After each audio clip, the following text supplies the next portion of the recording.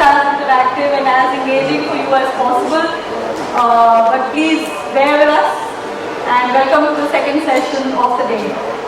I'm Vitika Banerjee. I am the founder, director of my proprietary consulting firm, which is a strategic marketing consulting firm.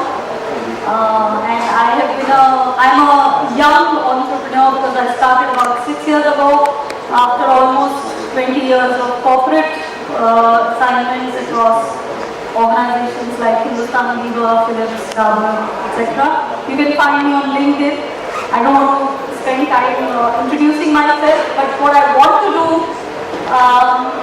is introduce to you the topic for today. The topic for today is personal branding and the importance of building purposeful brands. And why is it important? Why do I say it is important? Because in today's context, purposeful branding or purpose brands with purpose or business with purpose is not a luxury. It's not an indulgence. I think 20 years ago or even 10 years ago, if somebody would have asked, we want to create a brand with purpose, it would be something large organizations can afford to do. But in today's context, when you're talking to millennials, you're talking to Gen Zs, you're talking to Gen Ys, this is the audience that is demanding businesses to introduce purpose as integral to their business approach. It's not an indulgence, it has to be integrated into the business and it has to be integrated into the business objectives. And that's what we're going to discuss today, and I'm happy to introduce my esteemed panel. We have a very, very balanced panel today, two lady leaders and two men. And I want to start with Ketaki, and this is your opportunity for personal branding. So, go ahead. Thank you very much, and good afternoon, audience. My name is Ketaki. From Bharat, currently working in Dubai. I come with experience of about 15 years plus. Worked in various industries, predominantly airlines. I was working for Airlines for about 6 years in the loyalty team, and then moved on to Nando's UAE. Worked as head of marketing. Currently working with Jollibee, again a food brand based in UAE. So that's personal branding from my side. Hi, I'm Abhilasha. I'm currently with Tech Mahindra. I'm heading corporate communications and public affairs for Tech Mahindra. I've been with the brand for about 5 years now. I was a journalist in my earlier avatar. I worked with Hindustan Times, NDTV and the likes of that, and I moved on the corporate side. But in terms of communications, I've always mostly been associated with IT and technology, and I'm looking forward to this time. Good afternoon, friends. I'm Jayesh, Sali, marketing and communication aficionado.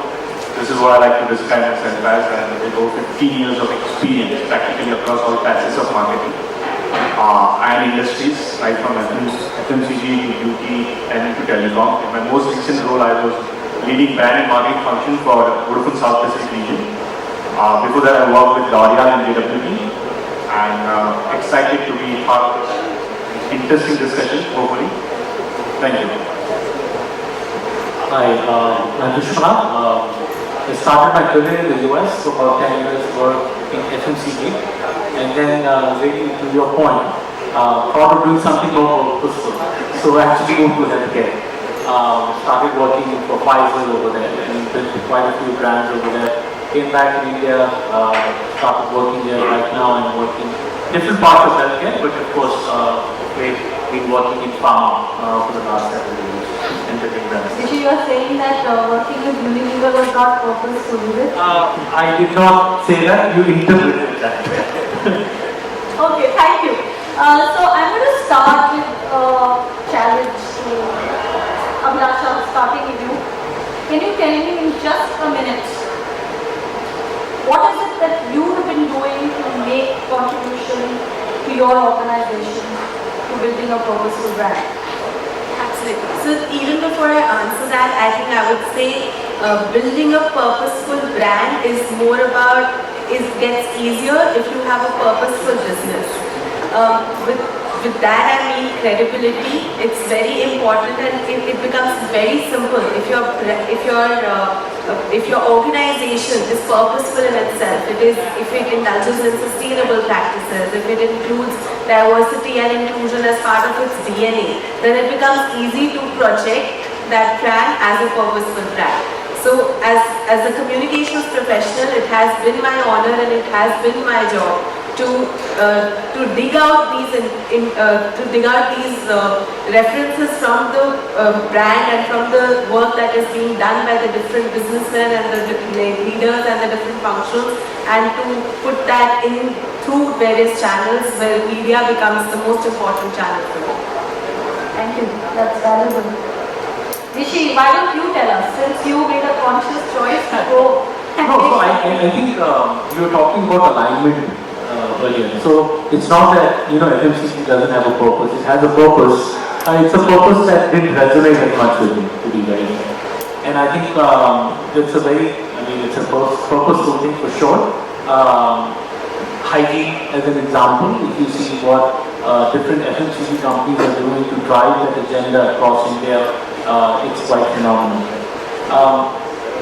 Healthcare, relatively, if you look at it, it's easier to define a purpose, right? And at times, I'll give an example that we went through. Since it's a minute, I will take the liberty of doing that. We were restructuring an entire organization, and we were trying to define our identity in the market. And unfortunately, what ended up happening during that time is COVID wave 2 hit India. And that's where we emerged as a company as the largest manufacturer of one of the drugs which is used to treat black fungus. Trust me, as an organization, there was not a more stressful time for the organization. Right? We had the Department of Pharma looking over, saying, are we maxing out as much as we can make, etc. But I think it gave us, each employee in the organization, a sense of purpose. And what the benefit of that is that coming out of that, we talk about purpose in all our town halls, etc. We don't need to do that anymore. We really understand now the things that we make, the drugs that we make, how it impacts the patient's life.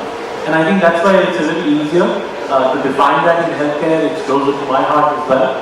And at times you have these, now we call it never normal scenarios.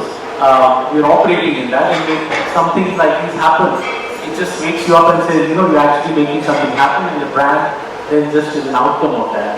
So I think that's the example that we've gone through recently. Thank you. Jayesh, coming to you. I know you're in the industry whose purpose is connecting people, but I think we're having too much connection and there's too much of overload. We're trying to keep a distance now. So what is it that you are doing as an organization or as a leader of an organization to make it purposeful for the business? So, Vodafone as a brand, as most of us has been a purposeful brand right from its inception. That's a core part of our DNA, and we've always responded to the human spirit. So even during the pandemic, we thought that we need to change our brand positioning, and because people's behavior had changed, people's attitude had changed after pandemic, and right when the world was going through unprecedented times, we and the global team were working on our new brand positioning, which is Together We Can, which we launched in 2021 at a global level, which is in honor of the human spirit, and which is a celebration of humanity and technology, because we firmly believe that technology is great, it certainly improves our lives, but it is the spirit of those who use it makes the real difference. And I think this belief gave birth to this new positioning, and we launched it at a global level, and we got phenomenal response to it. If you see our flagship film as well, it's purely in honor of the human spirit, and it's a tribute to the humanity and the unflinching resilience which people have shown during such tough times. So that's what, and once we established that brand positioning, we've gone a step further, and to bring that to life, we've launched campaigns like Everyone Connected, which is democratizing connectivity now. right from students connected, business connected, women connected, and even programs like He Can, She Can, ensuring that everyone is connected through some way or the other, whatever they can manage to, and depending on the region we are, depending in the in the geography we are operating. And thereafter, we also, as a commitment towards environment and sustainability, we launched projects like EcoSIM, wherein we managed to reduce the size of the plastic SIM card by 50%. And hereafter, whatever SIM cards you would see in the market globally would be made of recycled plastics, eliminating almost 340 tons of plastic from the environment. So you're saying Vodafone pioneered that? Was that Vodafone? Yeah, at least in telecom. I wouldn't say across industries, but at least in telecom we managed to do that. So we've shown a strong commitment, and I think that comes, like I mentioned, part of our DNA, to be purposeful towards humanity, human beings, as a community at large, and environment which we live in. Thank you. Thanks. I don't know whether you mentioned in your introduction that you have a history with Kingfisher. Absolutely. Yeah. So, I don't know how many of you know about Kingfisher? Kingfisher? How many? Guys, the Kingfisher, right? So that's what I want to make sure that you know that Kingfisher was a bird first. It wasn't the bird that took the name from the brand, okay? Some people believe Kingfisher was the brand and then the bird was named after it. That wasn't true. But Ketaki, coming to you towards making that point, why do you think personal branding is important? And in today's context, why should you be, sort of making efforts to create a personal brand? So, being very topical right now, whatever you're all doing is a part of personal branding. I guess you agree, right? We're not really talking about ourselves here. We're putting our brands out in the market across people. I've worked with organizations, starting with Kingfisher Times, of course. People have heard about it. I worked with a F&B brand called Nando's for about 8 years. It also depends on, not everyone knows. Today I work with a brand called Jollibee. It's a very big brand across the Southeast Asian countries, etc., originated from Philippines. Probably not everyone will know about it, but today when I talk about the brand, I talk about what the brand does, the initiatives, or when I put myself out here, basically when you see it's Ketaki and the brand, it's as simple, they go hand in hand.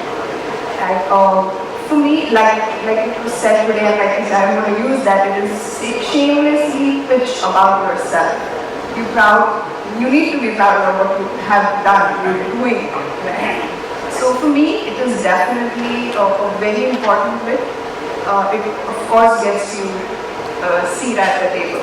It gives you speaking opportunities, being one of these. For example, if I have to again say from the F&B industry, from hospitality, if I go across in any of the malls, your brand talks for yourself. Similarly, you do. I obviously we introduce ourselves like I'm A from A brand. So I see a lot of plus points there, of course, and I believe personally that personal branding is basically self-serving to your brand that it is. So, Abhilasha, you have a point of view on that? I know you have a point of view. So I will put it, some of the things that I do agree with Ketaki here, but I put it slightly differently. So for me, personal branding is a derivative of my organization's brand. By that I mean that as a communications professional, it is my job, as I can put it, to work on the brand of the leaders of the organization and to work on the brand of the organization itself. If there is a day when my personal brand comes in the way of that, then it's a problem. Hence, I see, like I said, it's a derivative of the organizational branding. I love it. Thank you. So, it's just as simple as that. In terms of personal branding, of course, it's a very individual individually driven behavior. I think that if I put one article on LinkedIn or like one speaker opportunity like this, it's enough branding. Or I could be doing 10 in a day. But personally, I feel just like we define the purpose and the brand of a particular organization, as a human being, as a professional, you should ask yourself, why do I want to be seen a particular way? Who do I want to be seen as? And if that comes in the way of the organization, then that's a big show. That's fantastic. Vishwanath, tell us a little bit about what you feel, because what I want to point out is, do you really feel like what Abhilasha is saying, that personal branding can actually be in conflict with purposeful branding for an organization? Why not? So, let me address another point first about personal branding to begin with. I think, let's put it in context of India. I think till recently, I think everybody at home was talking about, don't talk about your successes, keep your head on your shoulders. So as Indians, we were always taught to like stay grounded, right? Now we're talking personal branding. Tell me an MBA or a school which teaches you about personal branding. Right? The third thing, till not too long ago, being branded was a negative thing. Right? You've been typecast, you've been branded. Pick any industry, right? So, I think these are things that we're working against a little bit. Now, I think, and I really appreciate what you said, just say what you, because you deserve to say that, right? I think there are choices you have to make. I'll go back to my choice. I said, there's nothing wrong with this purpose, there's nothing wrong with this communication, etc. Does it resonate with me? And let's be honest, if it's a conflict between the organization and you, it's always the organization which kind of takes the bigger picture. But I think once you align, then kind of, these things just move smoothly after that. And I think you feel a sense of pride in what you're doing. You start investing the lines between work-life disappear. You try to invest your own time because you go back home thinking that I made an impact and you feel better about it. So I think as far as can there be a conflict, there can absolutely be a conflict. Hope it's not a violent conflict, so to say. It's something that's manageable. But again, I think as we go and more as the markets are maturing, you will need a purpose around the brand. Otherwise, what do you differentiate on? So it's a little bit of a strategic imperative for you to do it. You don't have a choice anymore. Jayesh, what do you think? Do you think it's important, or do you think it's something that could conflict with the business goals? I think it's normally important, inevitable in today's times. And now that you've got so many avenues to express yourself, so personal branding is also part of your self-expression in today's time. And but then to manage the conflict, I think as mature professionals, we should understand where to draw the line and how to navigate through these challenges or through these routes to be able to make sure that while you are trying to promote yourself as an individual, as a professional, you are not sacrificing your brand or your organizational values. And I think more than posing a threat or a conflict, it will aid. If you do it in the right way, it will only aid your individual personality, your own marketing, as well as your brand's marketing. And just be authentic, because you can fake communication, but you can't fake purpose. So, which is why even in personal branding, you should have a purpose. And I think that's what we all go on social channels, right? So rather than marketing yourself, I think you should try to entertain people, educate people, and reach them in some way or the other. Follow these three E's. Either entertain them, educate them, or enrich them. And I'm sure if you follow these three E's, there are very less chances that you fail. Thank you. I think also, in my view, wherever organizations are more promoter-driven, then the personal branding is very much akin to the organizational purposeful branding, right? Do you have a point of view there? 100%. I actually don't mind sharing. I can tell you for myself, my consulting firm is me. So I have to be out there branding myself at the Conclave, and people will get to know there is something called the 4 dimension experience, right? But how do large organizations manage? What do they do? How do they draw a line that this is where my branding will end and the organizational branding will begin, or vice versa? So, just going back to what you said, I totally agree with what you said. How you position yourself. Is it a threat? Is it again in being with big brands? You will have to run a bit, of your scripts or what you're going to write, or even if it's about yourself, you have to run it with the brand product.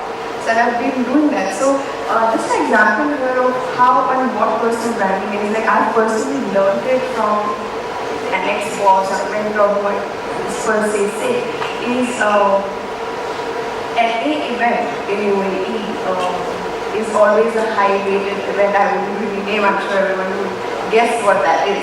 So the brand that I work for charged the bomb. This is what the media said. You charge the bomb for a ticket, for one ticket. Yes. The boss went on radio and on newspaper and on records and said, yes, I know my brand is capable to bring that value, but I know people will buy the ticket for whatever the amount is, because that's the power of the brand.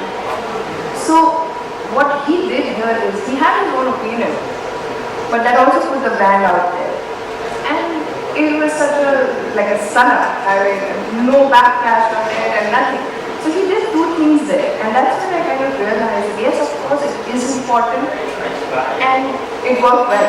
Yeah. Thanks. Now, I think we have just a few minutes left.